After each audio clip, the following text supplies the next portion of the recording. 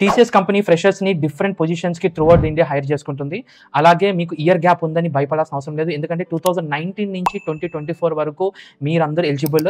And in case మీరు graduation అవ్వకపోయినా కూడా ఫైనల్ ఇయర్ ఇంజినీరింగ్ కాలేజ్‌లో ఉన్నా కూడా ఈ పర్టిక్యులర్ ఎగ్జామ్‌కి మీరు అటెండ్ అవ్వచ్చు. అదే TCS NQT eligibility test. This is comprehensive eligibility test అనేది వాళ్ళు కండక్ట్ చేస్తారు. ఆ పర్టిక్యులర్ ఎగ్జామ్ కనుక క్లియర్ అయితే మీకు డైరెక్ట్‌గా ఇంటర్వ్యూకి కాల్ అనేది వస్తుంది.